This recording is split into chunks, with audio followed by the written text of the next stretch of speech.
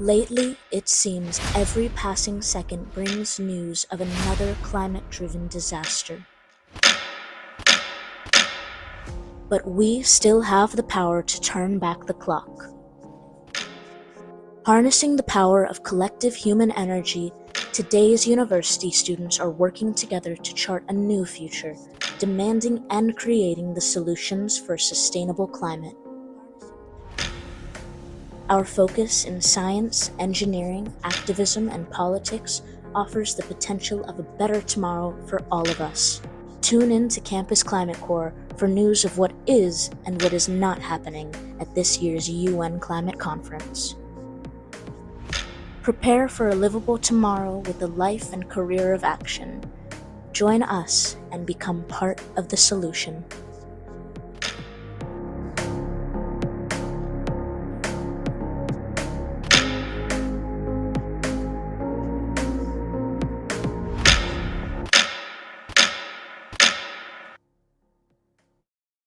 Ladies and gentlemen, welcome to Campus Climate Corps' Day 9 daily briefing. Over a week into COP, and we have quite a few things on our minds, I think, that we'll be explaining with you today. Today is mostly a dead day at COP, but we do have a lot of information we'd like to share, things going on in the background, things that may not be totally on the surface, things that I think each and every one of you will want to know moving into week 2 of COP. As always, I'm your host, Rock Abujadi Jr. from the University of Florida in Gainesville.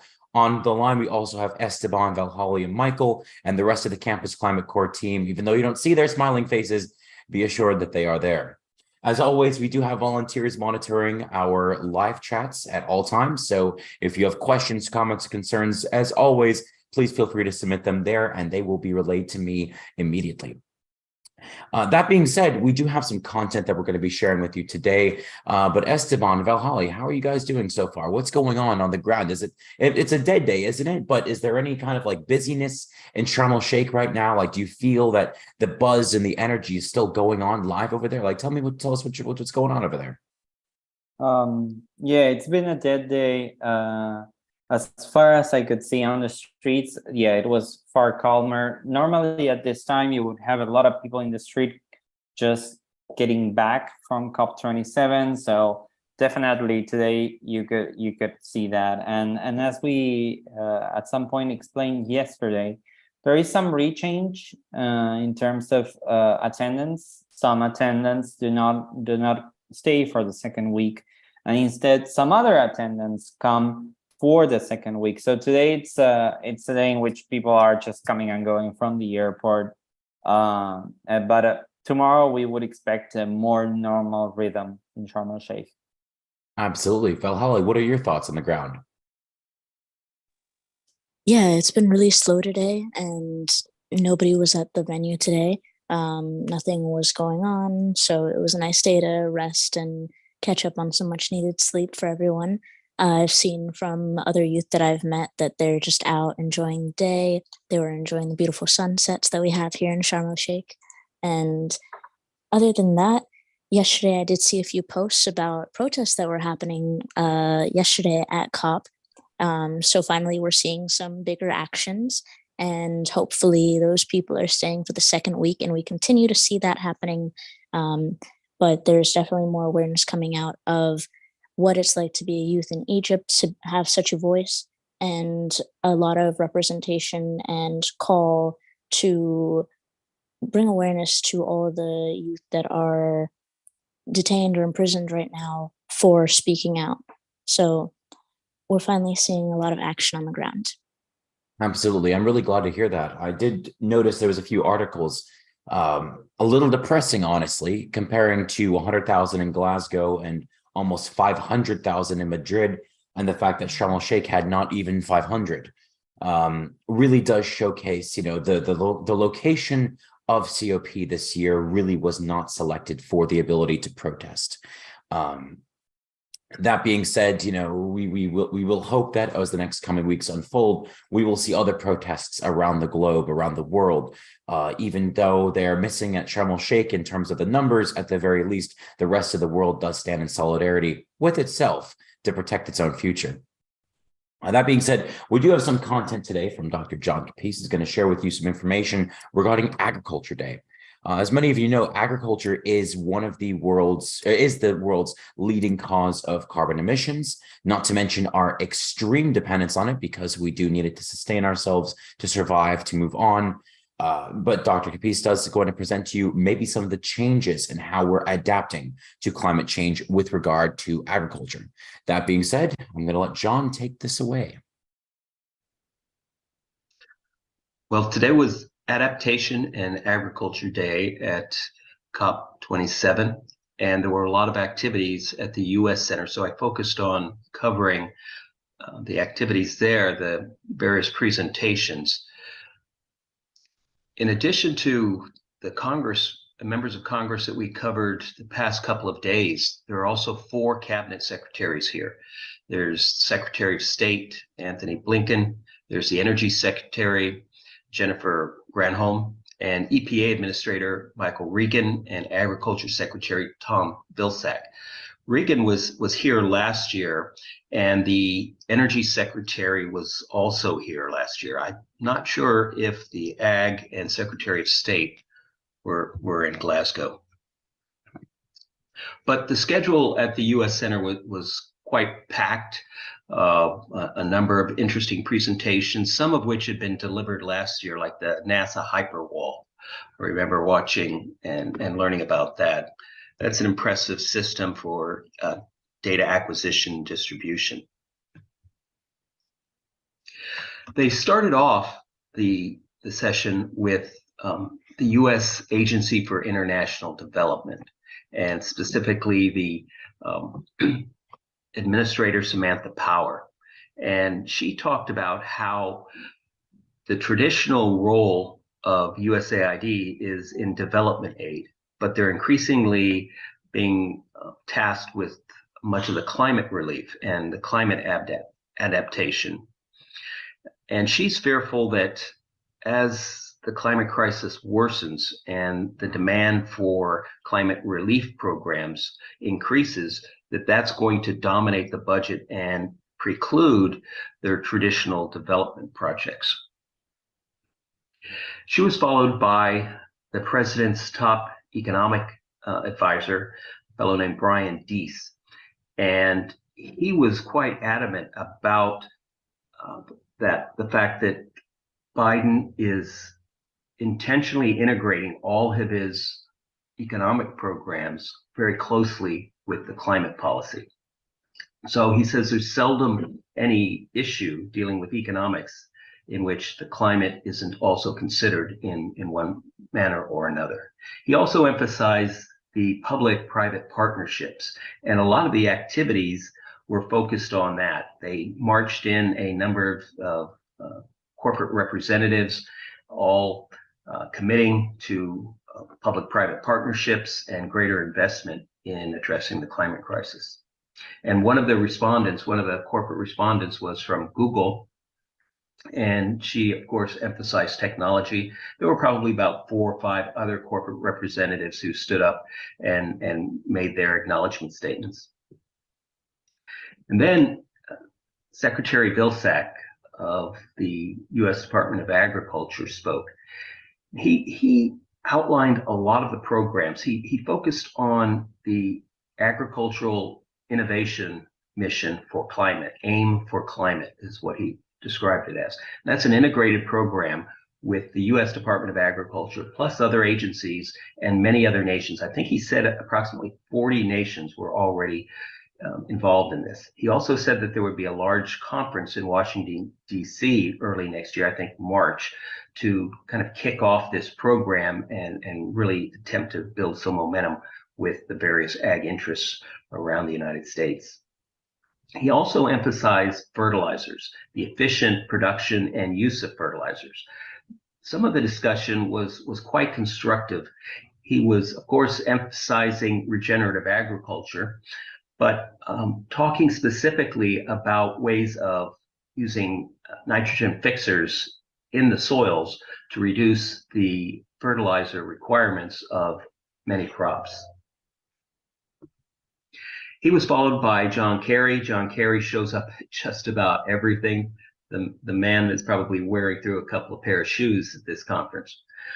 He emphasized, relative to agriculture, the linkage between national security and food, not just national security relative to internal issues of the United States, but our national security posture with other nations, basically pointing out that food insecurity leads to conflict around the world, and we are often invariably dragged into those conflicts. He also emphasized population relative to the food issues, and he sounded somewhat disappointed that population was not being addressed sufficiently at this COP, or perhaps at other recent COPs. He too talked a little bit about regenerative agriculture and the important role it will play. I also wanted to maybe revisit some of the activities from yesterday. We did a lot of coverage on the members of the House of Representatives who were here: Nancy Pelosi, Kathy Castor, Bonacci, and there were, I think, 11 other members of Congress here from the Democratic Party and another 4 or 5 from the Republican Party.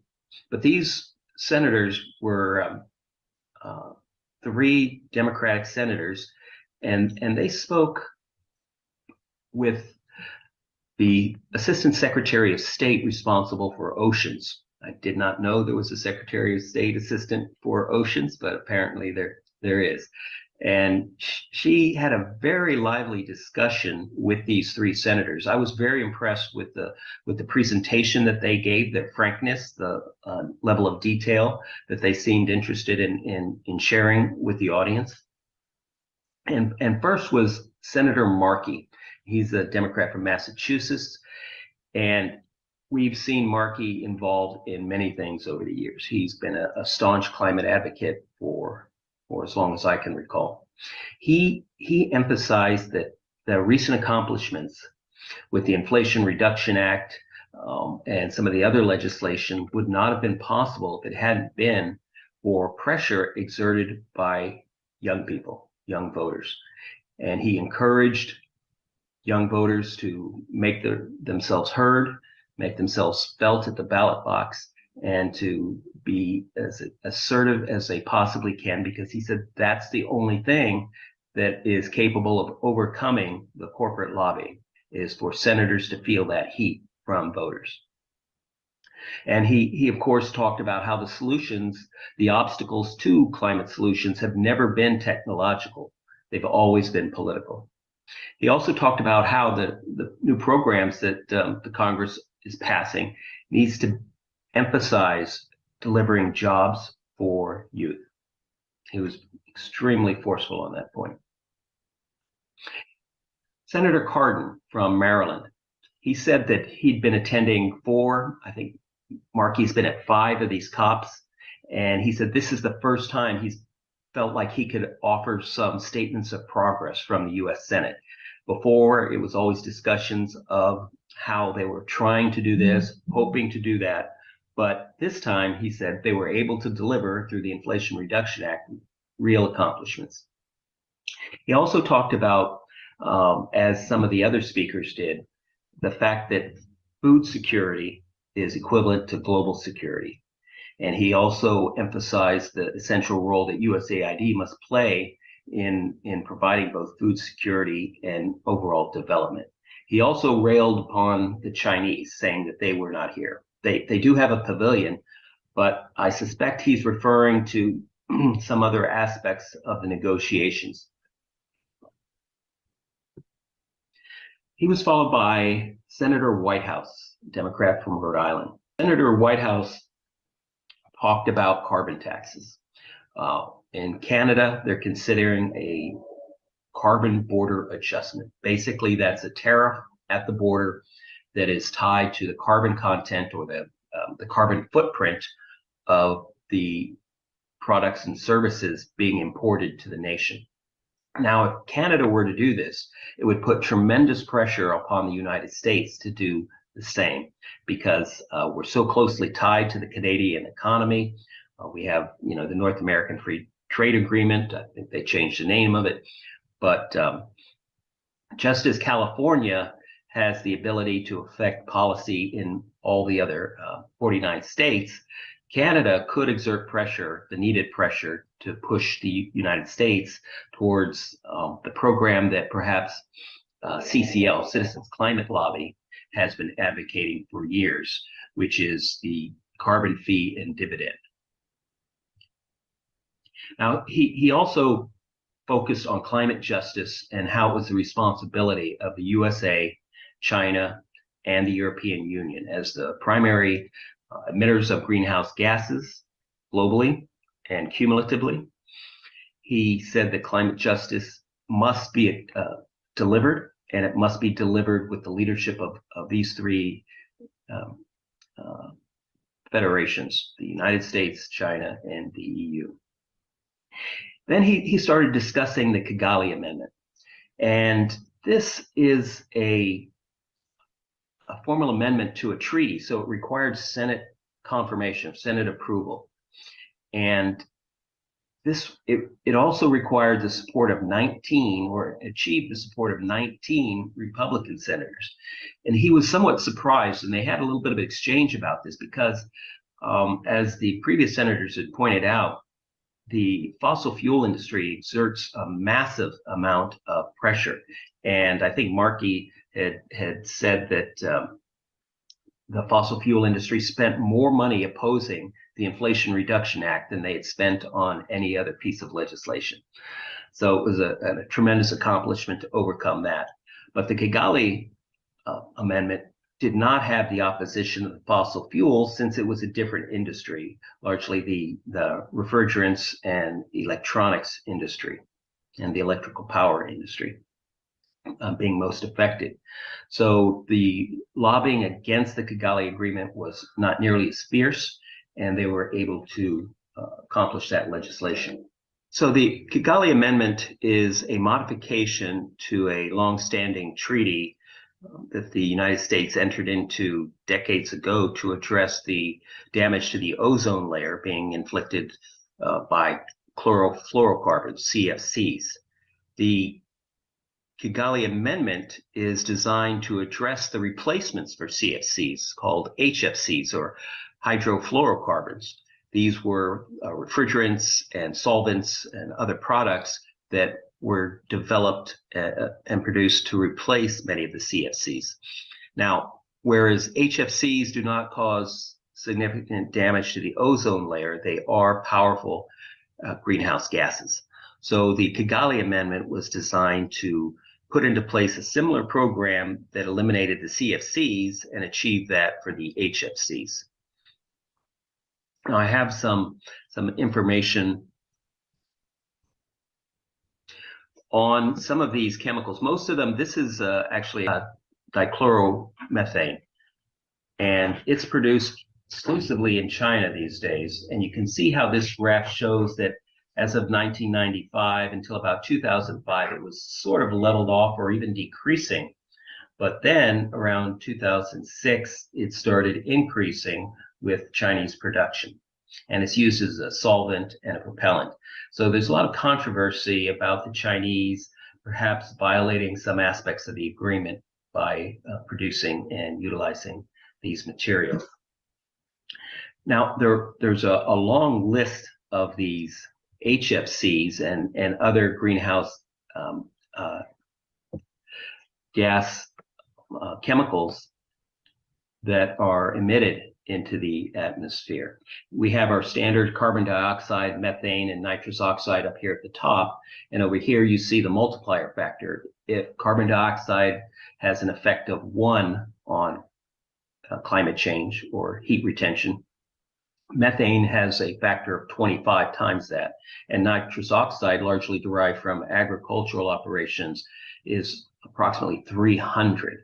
And also a comparable duration in the atmosphere as carbon dioxide, whereas methane is shorter lived.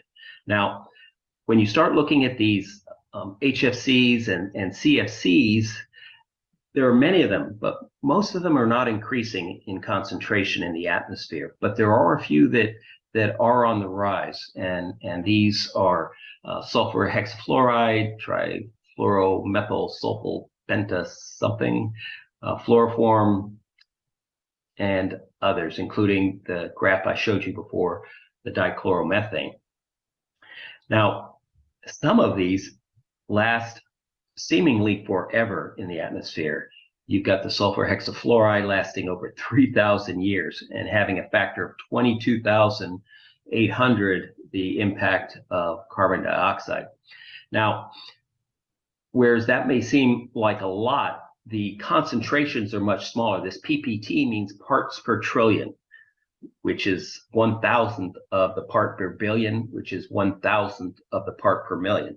So the concentration difference between, say, carbon dioxide in the atmosphere and some of these other exotics are a millionfold, but they have significant greenhouse gas power and longevity in the atmosphere, so they remain important. So it's also interesting that some of these chemicals are also, like the fluoroform, are also PFAS chemicals. And we waterkeepers, at least in the United States, have been, cooperating on a national survey to assess the extent and concentrations of PFAS chemicals in our environment. And the recent study showed them just about everywhere and in very relatively high concentrations relative to drinking water standards. Not that they're in the drinking water, but they're in the environmental water, which means that certain people might be exposed to it, particularly those with private wells. But the issue of HFCs is being addressed through the Kigali Agreement amendment, and the Senate is very proud that they were able to pass that and add it to the treaty, the Montreal Protocol.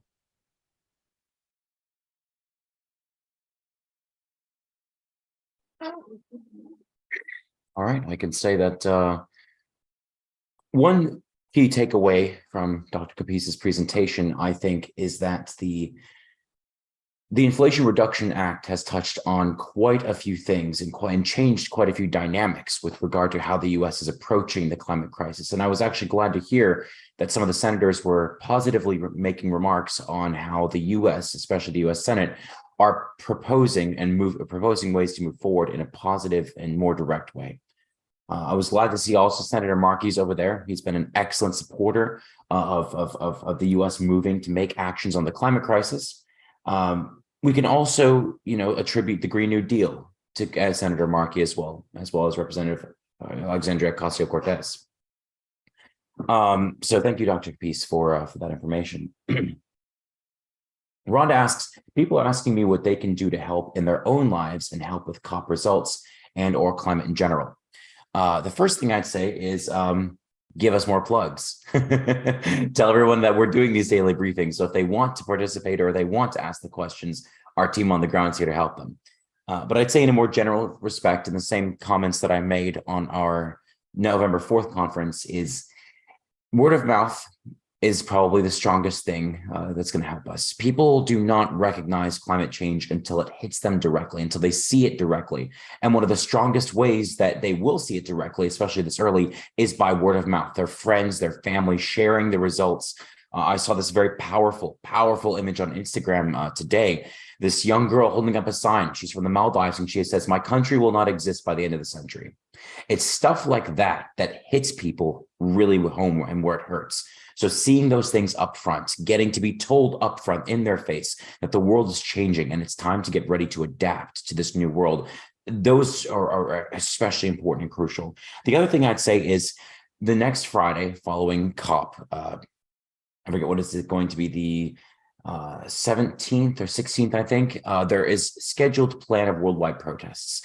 I would look up to see if there's a protest in your area, a climate protest in your area, because Sharm el-Sheikh is not going to get much attention in terms of protests. If less than 500 people were marching in the streets on Friday, whereas this same time 1 year ago, 100,000 of them were marching in the streets of the country which hosted COP, then you need to be protesting in your own local area and drawing attention in your local area. For any of the students out there listening, to study hard, protest harder, should strike home with you more than anyone else, because you are out there to study, but you also need to be protesting for your own future. Esteban, why don't you give me, give us a little bit of a perspective of right now. What's going on the ground in COP right now? And what do you think about this, this retrospective, week one? What's the vibes like over there? Like, what are you feeling in terms of how the atmosphere is playing out? So in general, I still somewhat open to surprises, but what we have is that this COP started with big asks in terms of limiting emissions, especially after the last IPCC report, and loss and damage, mostly loss and damage. This is because catastrophes are becoming commonplace, and we've seen it just recently in Pakistan, and they are impacting very poor countries. But at the same time, this hasn't been met thus far with what was expected. So there is a sense of disappointment. At the same time, it has been, as you say, very difficult to make protests here. So in general, the atmosphere is that of disappointment. However, the hopeful part is that whereas during the first week, you see the big shots, you see the chiefs of state, the heads of state coming to Sharm el-Sheikh. In the second week, you'll see ministers wrapping up details of any potential agreements. So still, not all is lost. We may see some work, some concrete agreements this week. So there is some sense of intrigue, right? At the same time, something interesting is that concurrent with this COP, we have during November 15th and 16th this week, the G20 meeting in Bali.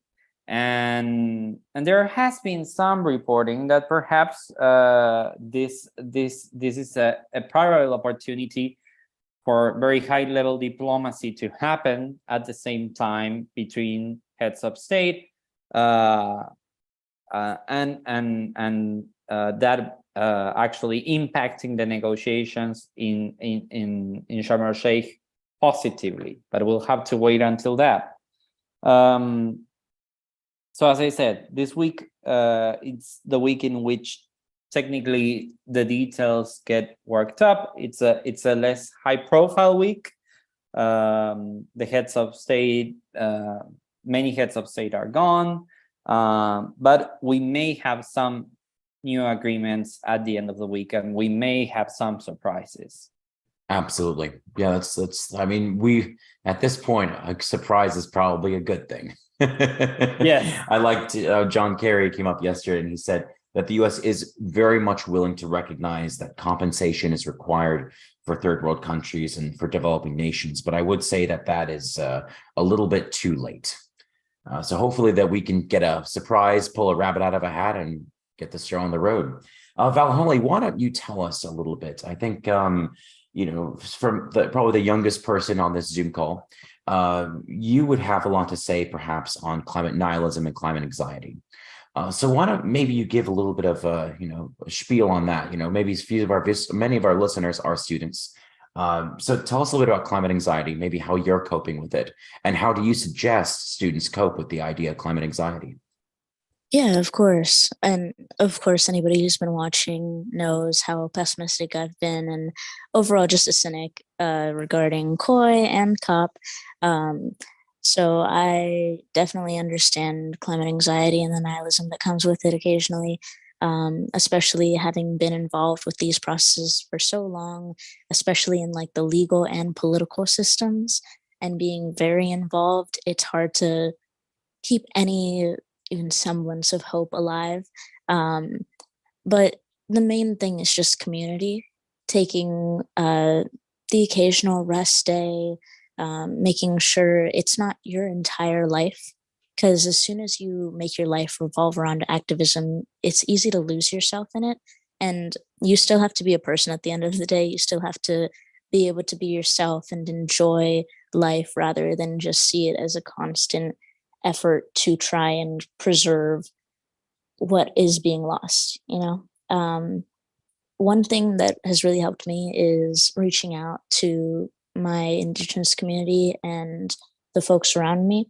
Um, of course, having my friends close and being in places where I personally love spaces where everyone is very aware of the current climate and is very critically thinking. They have a lot of progressive ideas about race, gender, sexuality, and that's mainly with young folks. And I'm sure for a lot of the university students watching, we all know what it's like to be around older folks or to be around people who just aren't on the same wavelength as us. So it's nice to be in community, not necessarily staying in an echo chamber, because you definitely have to get out and see what other people are thinking. But being with those folks can be really healing. Like yesterday, when I attended that water ceremony, the one thing that rang true was that those people are medicine. Um, Over the summer, I was lucky enough to attend nearly all Indigenous training hosted by Earth Guardians. And while we were doing hours of lessons and workshops every day for a week straight, we also got time to just be with ourselves and be together. And it was almost ceremonial the way we spent our time together. We were able to build a teepee together, and one of the attendees kept a fire lit for days, and even through a rainstorm, they kept the fire going. And it was just a beautiful experience. And of course, that's not very accessible for everyone, but if you get the chance to be with those who are close to you or reach out and meet new folks who are forward thinking, and while they understand your work and they do similar work, your conversations don't always have to revolve around it. And even yesterday, I was able to meet a youth plaintiff from the Canada case relating to the Youth v. Gov cases that are going on in the States and, of course, Canada. And they are just so amazing to hang out with and talk to. And we got about 30-45 minutes to just sit down and have a coffee and talk about our lives and talk about our hopes and dreams and everything that wasn't related to COP and climate. And while it was difficult to get out of that headspace and to switch over, especially since we were still at the venue, it was nice to be able to just relax for a second and not be thinking about what meetings do I have to get to? What am I gonna tell people who are at home? What are we doing? What are the solutions? Like, what are all these issues? Just having those moments of calm where it's just yourself and it's just the people around you. That's really the one healing thing that I find to subdue that intense climate anxiety.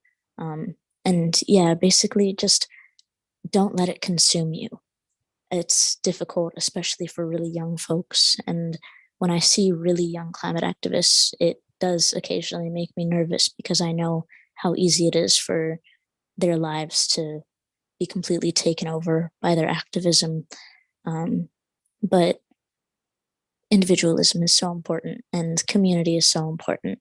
So hopefully people find their own ways to cope with it.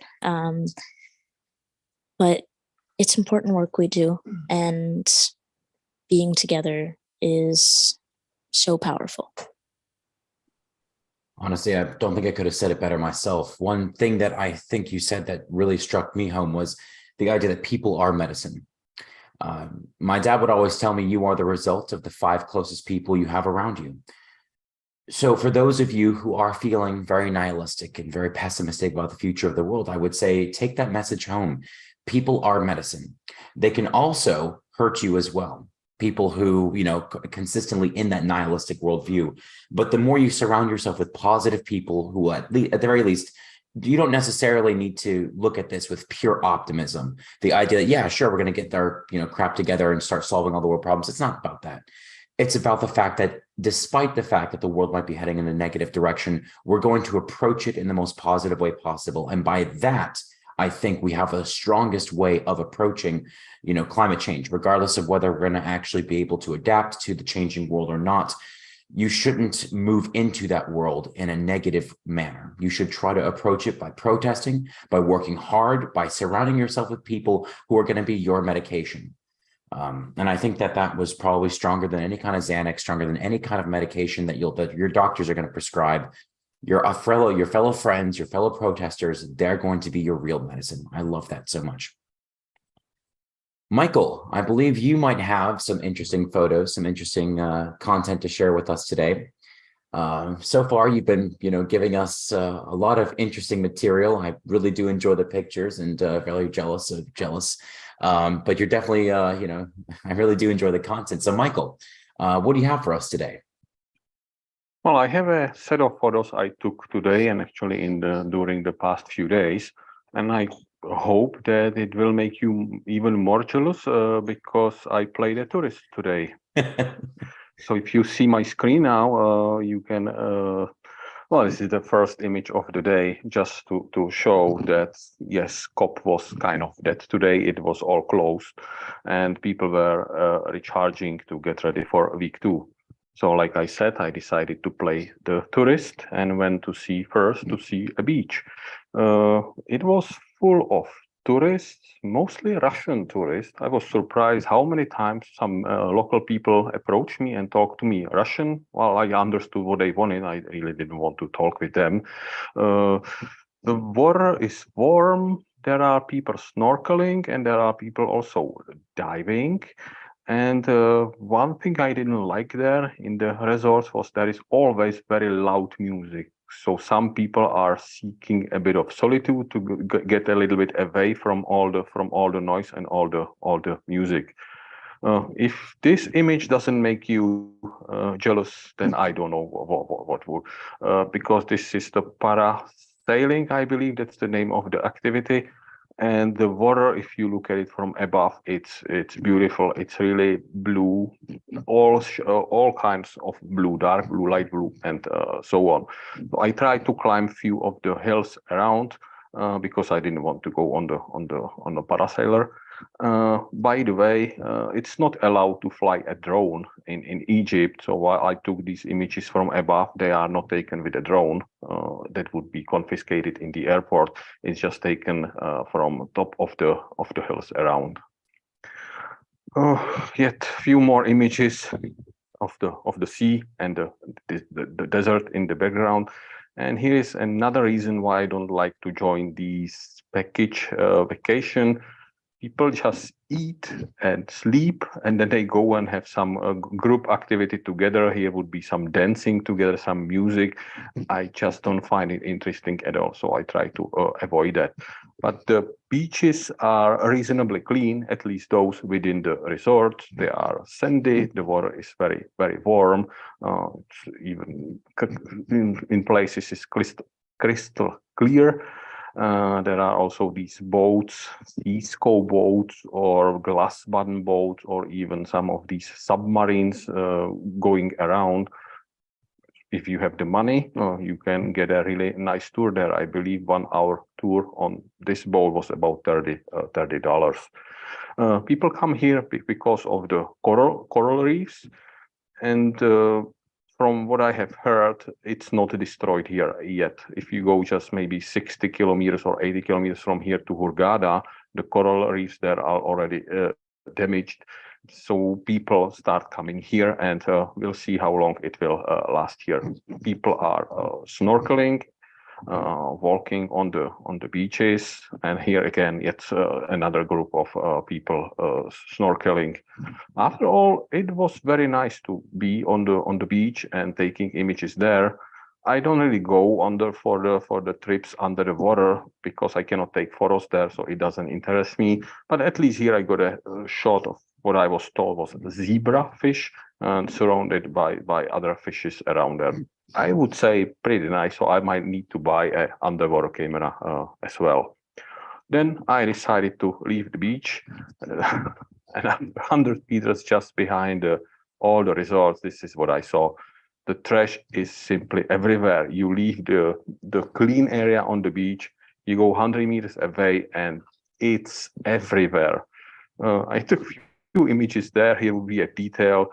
There was just some hotel invoices, copies of passports of the guests there, all flying around in the desert. I just don't get it. People are throwing the trash in the desert, then they just put sand on it and stones on it, and eventually that's the way how it's treated here. I walked a little bit further. I went to a residential area. This was called residential area Savoy. Did not know what to expect there. I was expecting something higher class. I would say it was a middle class. And this is how all the streets in this residential area looked like. I was not aiming for something specific to show you that how terrible it is there. It is every single street look like that. So I was really upset with that and had to head over to a desert to get a bit alone time, being simply upset seeing all this trash everywhere.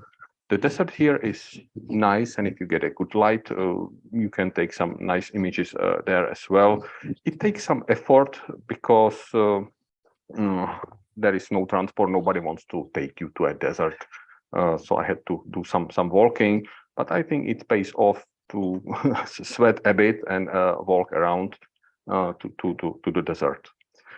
The desert is almost without any life. It took some effort to find some grass, a few green flowers there, and take photos there. As soon as I saw some trees like there, I went there to have at least some object within the photo, so it's not just all stones and rocks.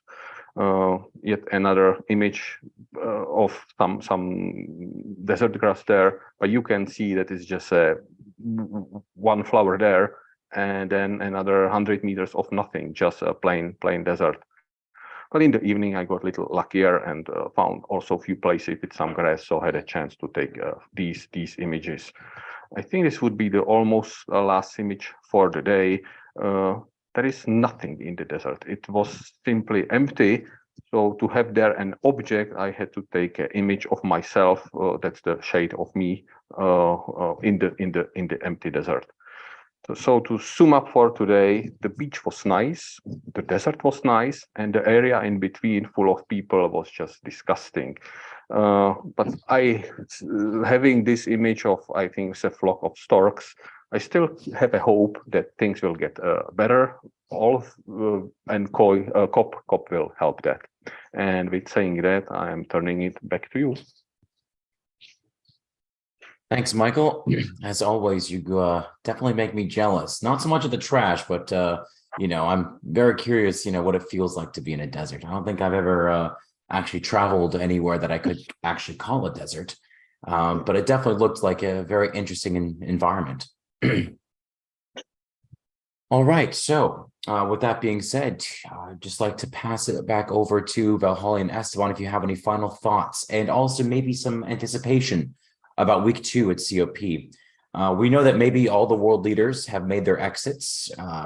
So mainly the folks there will simply be secretaries, national delegates and whatnot, but maybe you can give a little bit of an interesting, perspective on what surprises are awaiting us in week 2 and what are you looking forward to most of all? Yeah, I think this is the week of hard work and of the details. I'm all for to see if perhaps the meeting in Bali, the G20 meeting, can create some degree of synergy with COP, especially because there is some hope reported that there could be some agreement between China and the United States. It could be used as an opportunity to meet in any case, and that could create a positive cycle here at Sharm el-Sheikh in COP27.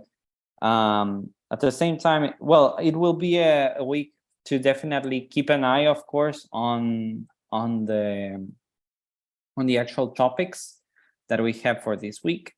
Keep up with the talks, but also watch closely whatever we can access of the summit.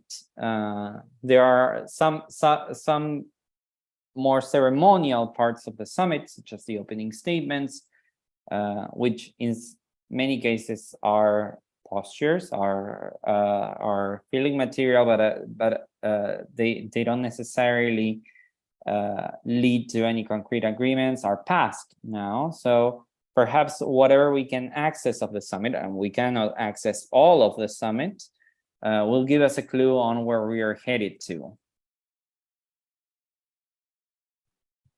Excellent. Val, Holly, what are your thoughts and anticipations going into week 2? Yeah, I'm honestly really excited to see what new people join. So far, there have been a lot of people that I met in Madrid that I've met here again, and I'm hoping to see that again for week 2. And I hope the momentum keeps up, because so far it's just been getting, I feel like there's been more and more action. And albeit it's not much, that in and of itself makes me hope that there is more. I am excited to see what comes out of it. And of course, anybody who's tuned into the previous live streams knows that I'm following the Vanuatu ICJ initiative closely. And I am also now following the Fossil Fuel Non-Proliferation Treaty. So I want to see where all of that goes. And I will be really interested to see any more legal discussions on COP and the climate crisis, and seeing how more people are using that humanitarian perspective on fighting climate change, because that's been a new thing that I've heard a lot of this COP. And I'm just excited to see where it goes. And it's been much better than COI. And the higher ups that I was able to talk to, they gave me a little bit of hope. And of course, the people who are around, it's been good so far. So I can only imagine that it'll get better. And honestly, I'm excited to see what the non-governmental officials have to say, or at least the ones who aren't that high up, because usually their remarks are surface level and they can never really get into any big statements, because that would just be a little too controversial, especially with the midterms in the US recently. So yeah, just waiting to see what comes out of this second week, and hopefully we'll have something good to tell you. Absolutely. Before we sign off here, we do have 2 questions. First of all, does Egyptian TV cover the COP? I have no idea. I do know that Egypt is showcasing COP to be a defining diplomatic payoff, I believe, because many of you may notice that Egypt's population is one of the fastest growing in the world. And by 2100, they will likely be the 5th, or I believe 4th most populated country on the planet.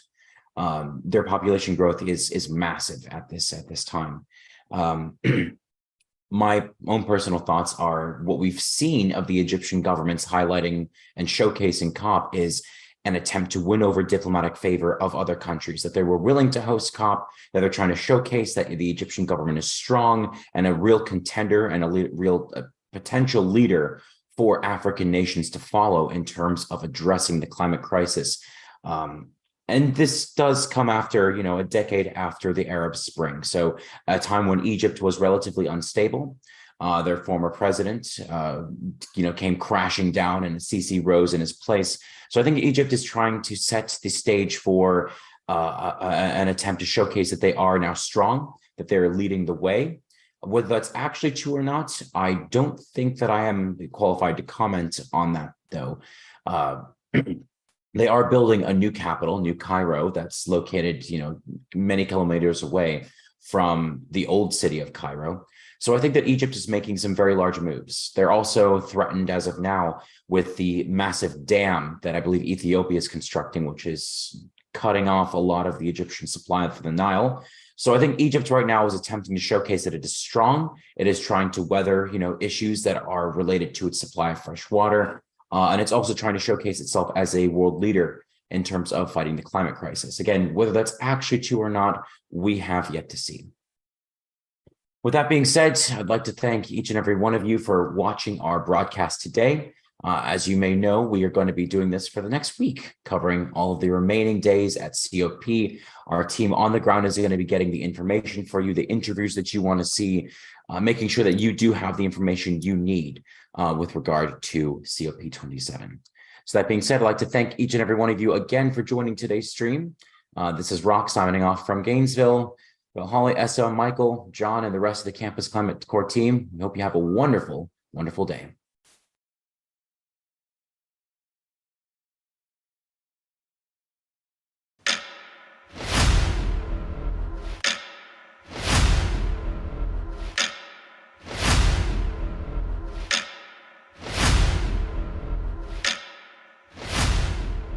Lately, it seems every passing second brings news of another climate-driven disaster. But we still have the power to turn back the clock. Harnessing the power of collective human energy, today's university students are working together to chart a new future, demanding and creating the solutions for a sustainable climate. Our focus in science, engineering, activism, and politics offers the potential of a better tomorrow for all of us.